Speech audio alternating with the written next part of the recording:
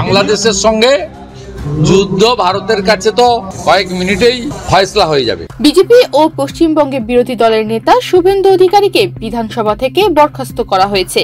17 ফেব্রুয়ারি সোমবার শুভেন্দু সহ বিজেপির 4 এমএলএ-কে বরখাস্ত করা হয়েছে।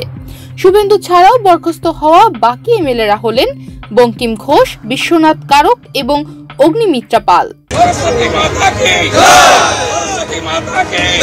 ভারতীয় সংবাদ মাধ্যম আনন্দবাজারের এক প্রতিবেদন থেকে জানা যায়, বিরোধী দলের নেতা শুভেন্দু সহ 4 বিজেপি সদস্যকে বিধানসভা থেকে 1 মাসের জন্য বরখাস্ত করা হয়েছে।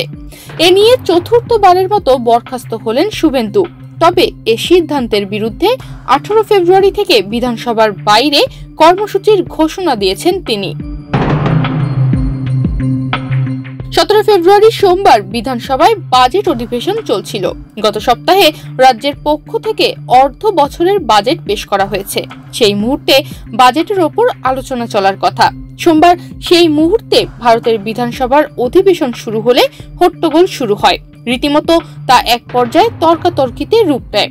এ সময় ওয়েলে নেমে বিক্ষোভ দেখান বিরোধী দল নেতা। এমনকি অধিবেশন কক্ষে কাগজ ছিঁড়ে বিক্ষোভ করেন তিনি। এরপরে ওয়াকআউট করেন বিজেপির এমএলএরা। এই ঘটনায় তৃণমূলের পক্ষ থেকে শুভেন্দু সহ 4 জনকে বরখাস্তের প্রস্তাব দেওয়া হয়। পরে এ প্রস্তাবের ওপর ভোটাভুটি হয়। বিধানসভার স্পিকার বিমান বন্দ্যোপাধ্যায় জানান, ভোটাভুটির মাধ্যমে সবার সম্মতিক্রমে শুভেন্দু সহ 4 জনকে বরখাস্ত করা হয়েছে।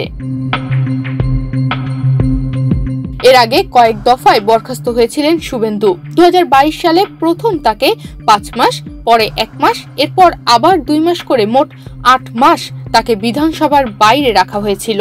স্বাভাবিকভাবে এই 19 যুদ্ধ লাগিয়ে রাষ্ট্রপ্রেমের জিগির তুলে টিকে থাকতে চাইছে। তনিমা রহমান, বাংলাদেশ প্রতিদিন।